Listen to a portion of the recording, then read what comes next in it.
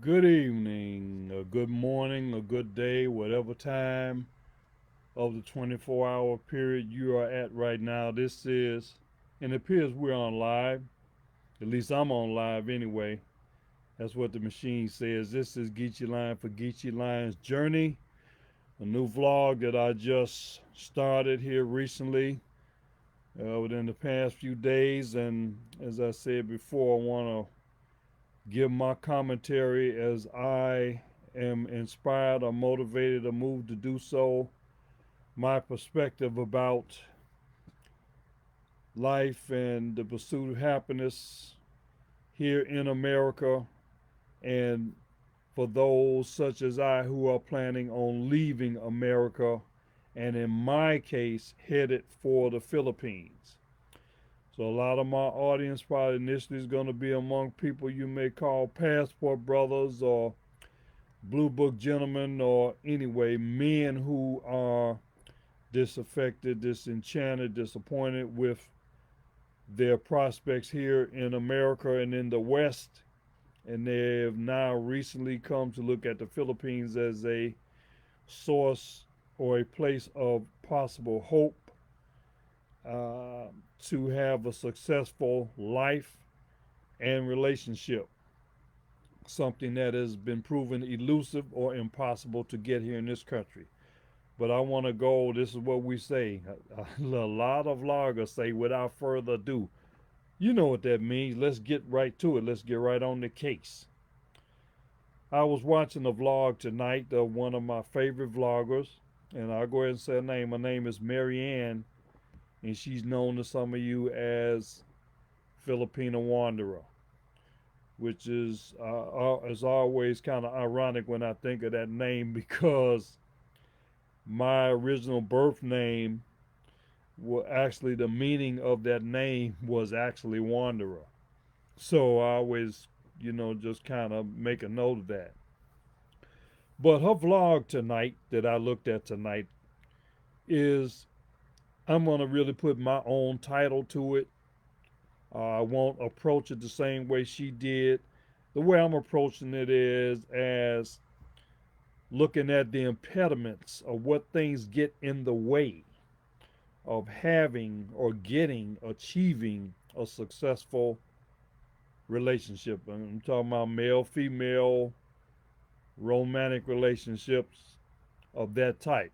Whether they go as far as marriage or some type of monogamy that doesn't include the actual ceremony of marriage, but I'm leaning toward the subject of a serious relationship.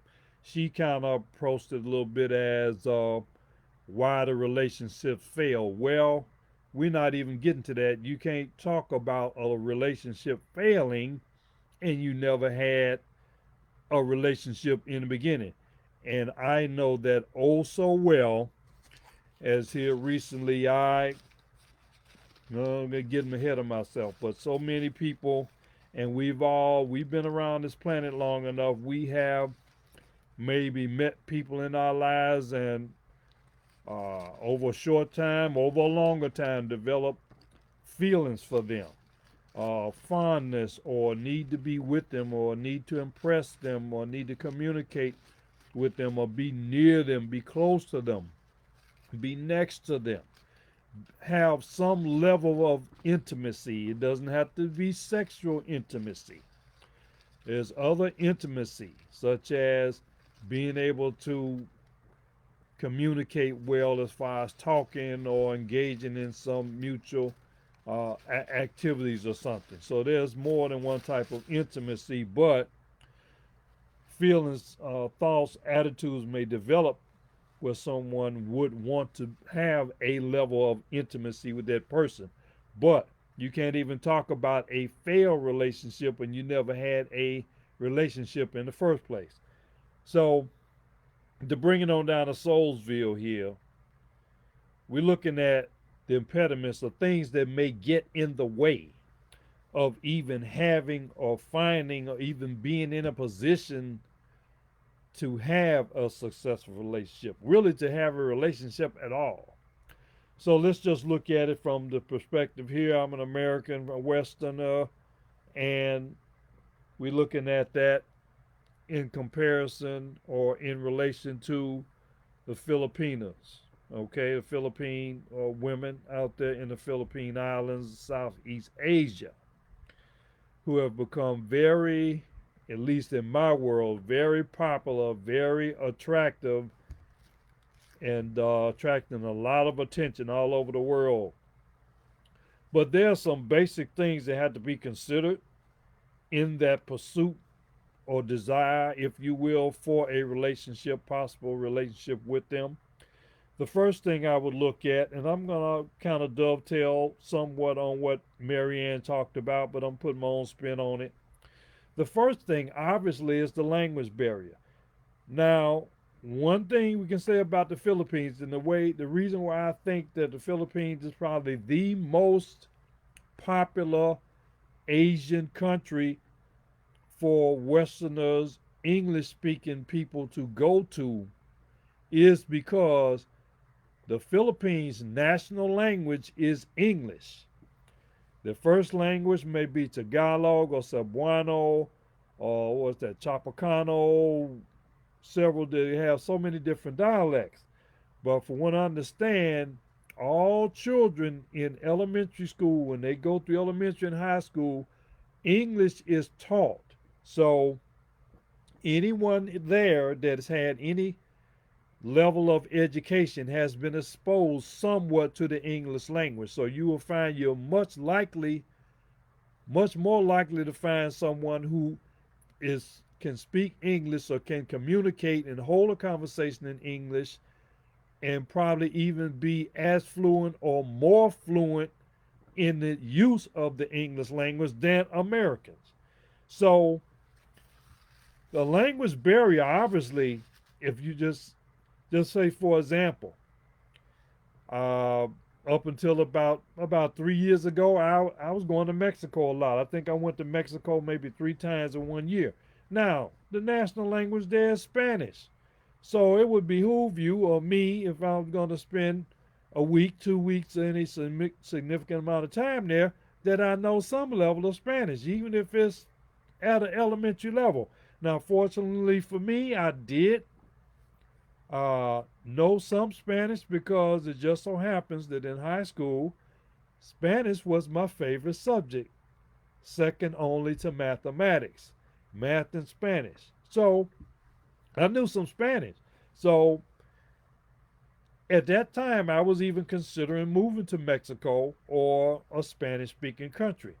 Now, I remember very vividly that because, I was having a liking or fondness, which I've always had for Latina women, that I knew that I should be able to speak some kind of Spanish.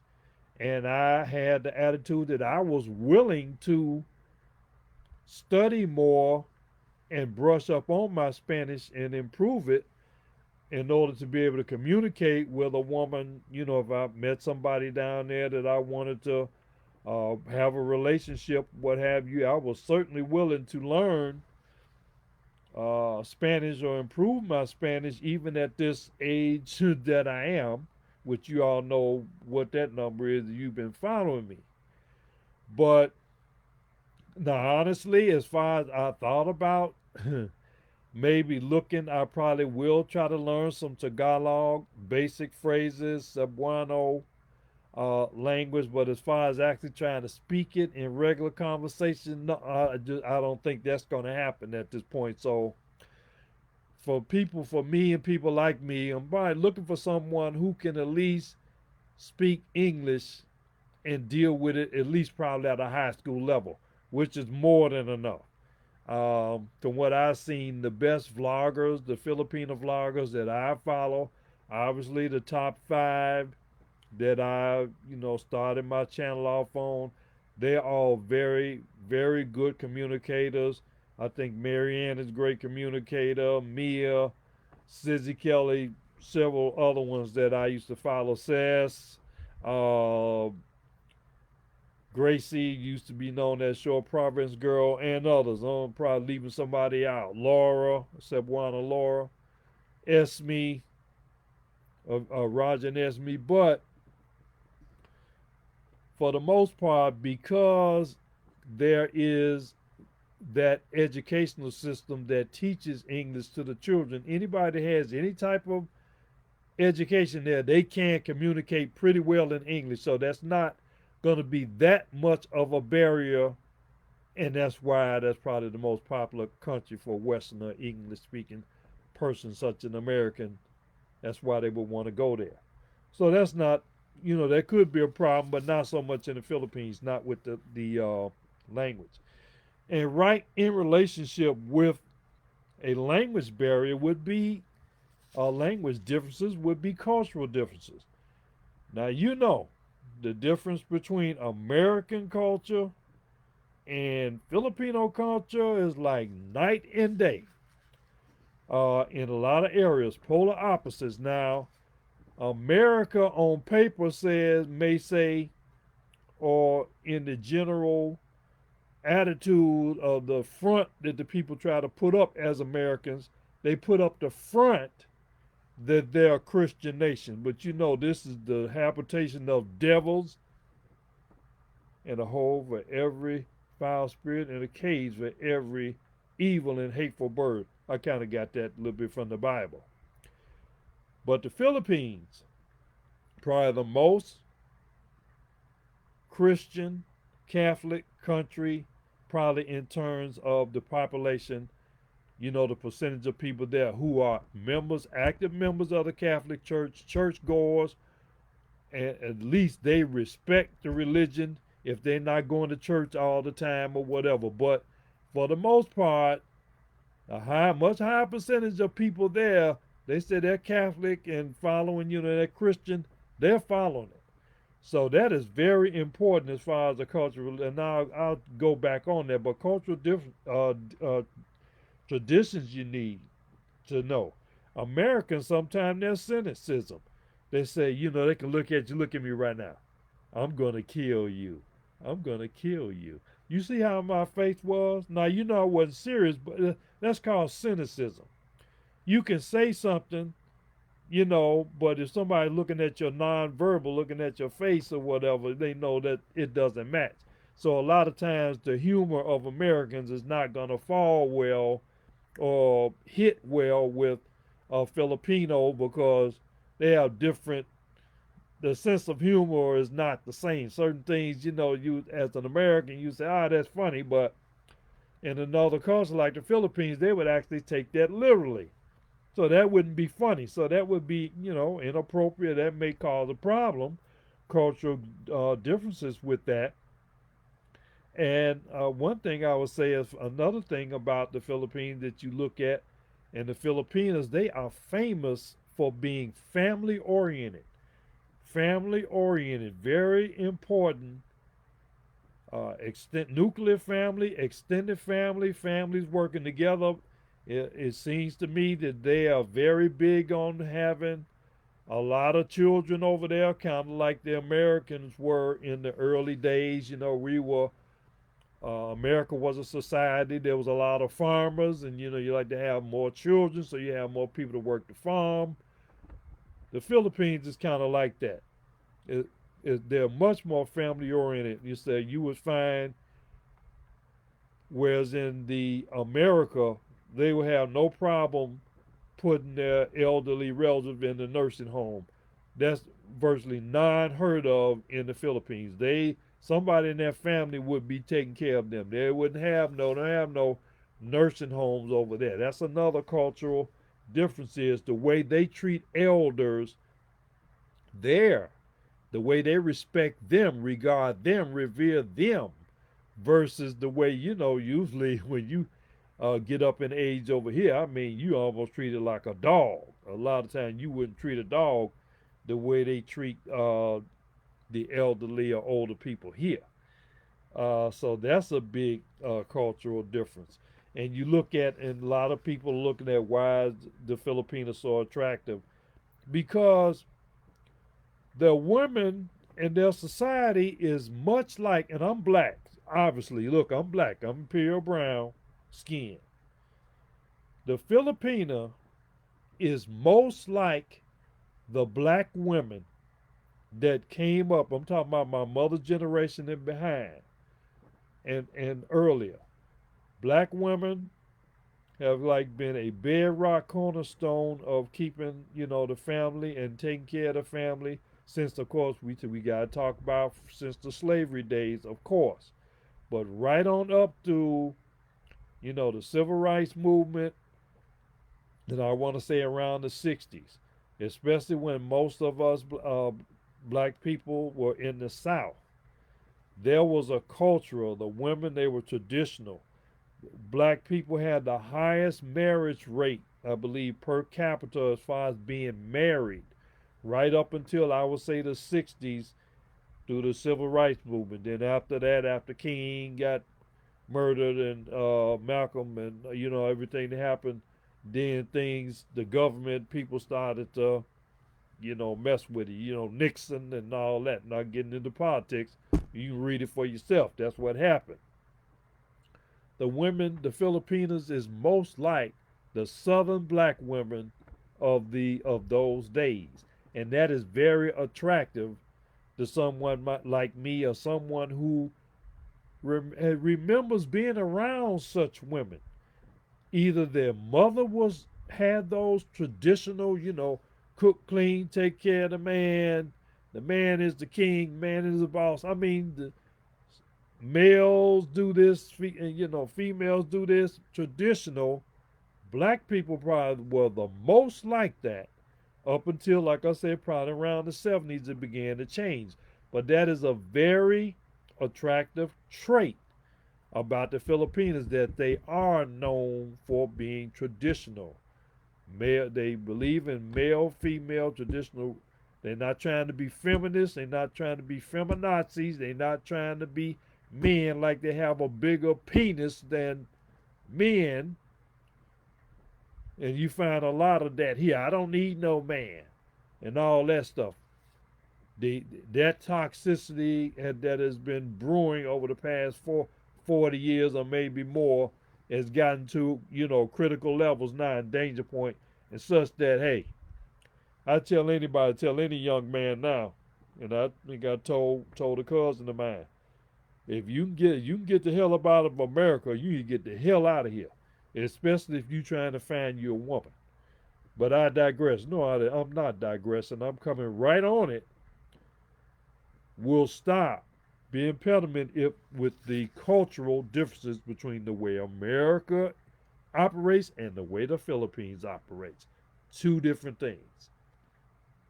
Big part of that is the male-female interaction as far as the culture. All right. The other thing is coming back to family. They're very close, family oriented. And with that, they believe in family celebrations, festivals, get togethers at, I guess, grandma, granddad's house or wherever the house is that they have, whether it be in the province or wherever it is. They probably meet, more known for meeting on a regular basis with family gatherings. Now, I will make this disclaimer that I don't want to make a generalization on that because you're talking to, among the other things that I'm known for as being a musician and an accountant, I'm also a genealogist, which means that I am a person that studied my family history. So I trace my family's lineage back.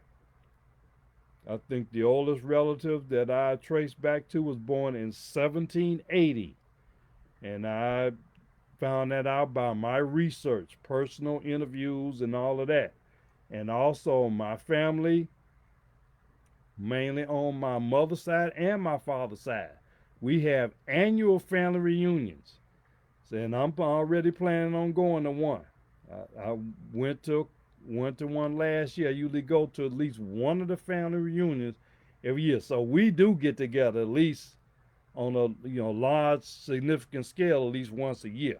So I don't want to generalize that, but in general, what you have in American society is a lot of individualism.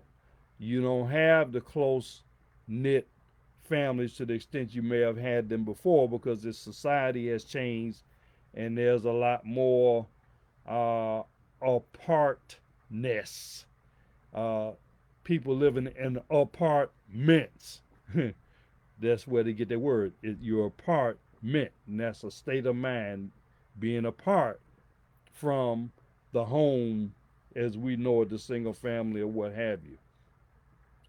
But Filipinas and Filipino culture, family gatherings very important. All right, and if you want to get to know or really get in good with a Filipino person, whether it be male, Filipino or Filipina, depending on who you are, when if they feel like they know you and regard you well enough to invite you to the family gathering, then you kind of getting in with them. Then I mean they're thinking pretty highly of you if they invite you to go meet their parents and their other family members. And if you're trying to have a relationship with a Filipino, that's a very big step. So that's one thing that when you're dealing with a Filipina, that's something you want to watch out for. So you have to, kind of examine your mind as how serious the seriousness level that you are as far as how you regard this person. Because when you're talking about going to the family home and meeting the parents and stuff, that's kind of, you reaching the turning point then. So you got that's something you got to navigate as far as how you want to handle that. And in relationship, again, I want to hit back again with this. This would be the fourth thing that Marianne talked about as again. And I already mentioned this before. Let me just keep on with it. Americans say they are a Christian country, but they're more like the devil. Over in the Philippines, they're much more, and you have good and bad everywhere, but as a country, as a rule, they are much more religious. The average person, the average Filipino you meet, they're going to be much more religious in trying to adhere to that as a rule than they would in America. Okay? And part of that tradition is the male female relationship. A lot of that is dictated how to do that under the Bible, under the religion, under Christianity, and in some cases, of course, Islam and Judaism and other religious doctrines and faiths. But there are much more adherence to the Bible and like we say, religious traditions in the Philippines versus America. No, that's hands down. That's well known. Okay. Well, the last thing, and it is not really the last thing, it's the first thing. Communication. Being able to communication. Now, obviously, a language, English versus Tagalog or what have you. Okay, that's one level of communication. But even if you can quote unquote communicate well that way, there's other forms of communication you got to look at. And then you got that cultural thing in there. The Filipinos are known for this tampo thing, which is called, I guess, having a tantrum or silent treatment or whatever stuff. That probably would not go well with a Westerner or someone who came up in America. But that's a communication breakdown or something there. So that may cause a red flag or be a problem or an impediment or something to stop a good relationship from even having the possibility of forming. Again, we're not even talking about failure yet. You got to have something and be in it to be in a position to have something before you can say you fail. Okay? Well, if you got somebody just like people in America, they may start throwing dishes around and throwing stuff around and breaking windows and throwing lamps on the floor and all, and people throwing stuff at each other. You know, That again, that's a cultural thing. But then people communicate like that. I guess they don't know any better than act like a Planet of the Apes or something. And the other thing Marianne talked about was paying attention to nonverbal things. Now I get this. They're known, a lot of Filipinas are known for being shy. So obviously, if you shy, your verbal communication is may not be that good. You know, somebody would have to be able to, I guess, kind of read your mind or pick up on what you're trying to communicate by your nonverbal. Now, I can say this as a person who grew up shy. I definitely have been. I definitely was shy. Definitely shy around women. Really, I was considered someone who was scared of women, scared of talking to them, nervous about them. The one. I like women and everything. I was, but very nervous about it and didn't communicate well. So I communicated whatever I communicated. Non-verbally. I wore my heart on my sleeve probably, and it probably wasn't a good look. I don't think it was a good look, whatever it was, but I was what I was, and that's what it is. But when somebody is in a situation where they don't want to say anything, especially say something that might cause a conflict or something, then they might try to subtly find another alternate way of communicating that. Marianne used the example of her, I guess, positioning her body a certain way, I guess, to indicate that she wanted to be hugged. And I actually looked at that and I screenshot it and I said, oh, I wish Marianne would look at me like that. And if I'm in person with her, she starts doing that. I say, oh, yeah. And I digress. I like Marianne. I like her very much. Um, yeah, if she want a hug, that'd be no, I wouldn't, I bet you I wouldn't fight her on that. But the thing about communication is this, and this kind of alludes to the reason why I like those five top Filipino vloggers: the honesty, being open-minded, being authentic, and I think those vloggers have a respect for the American or the Western culture, and I believe they carry themselves in a way that you must respect the Filipino culture. So it should be mutual in their communication, mutual respect, respecting beliefs, whether they be religious or what have you, respect the viewpoint as far as family orientation. It's all about respect in there, honesty, truthfulness in that communication. So, just in the conclusion, the real thing here that will stop or may get in the way of a successful relationship is what? Miscommunication, communication problems, cultural differences, religious differences that may occur, conflicts. Things are going to cause conflict because they're not compatible. Well, the way one person, American, may do something versus the way a Filipino would. There may be a conflict there. So, in conclusion here, I believe it's very important that, the communication is there, the honesty is there, and the respect is there. If that's there, then you got a chance of actually having something successful. Any of those missing, you can forget it.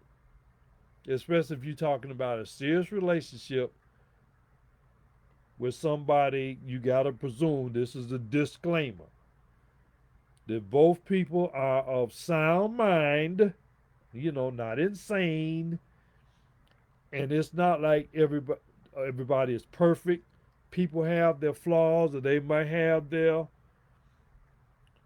mental health issues or concerns, and that's not necessarily nothing wrong with that. Because I'll tell you in a minute, I definitely had mental health problems. Still got them right now. But And a lot of people you know have certain mental health problems, but they might have gone through some trauma or some depression or some anxiety, okay? Stress, loss of a loved one, other things that might have hit them, economic, loss of job, other stuff like that. They affect people differently. But it's important that the two people again are healthy enough that they can communicate and have a shot, at least have a the best opportunity where the best conditions are for them to have a successful relationship or to have a relationship at all. Okay? And that's the way it is. So this is Geechee Lion, Geechee for Geechee Lion's Journey. Felt like doing this vlog. And we want you, if you like what you heard here, like, subscribe, share it with others. Please leave comments, welcome comments, and check my channel out. Check out my tab. I think I have an About tab where I have links because I have several other things going on. I got a couple of websites, a couple of markets, and a couple more YouTube channels. And check me out because, again, right now, I'm a musician. I'm still an accountant for at least a few more months before I retire from that. And during the past year or two, now I am a social media and electronic content creator. Geechee Lion here for Geechee Lion Journey. To see you again as the Lord will, or as I am so moved to do so. God bless you, and thank you for listening. Thank you, Mary Ann. Thank you.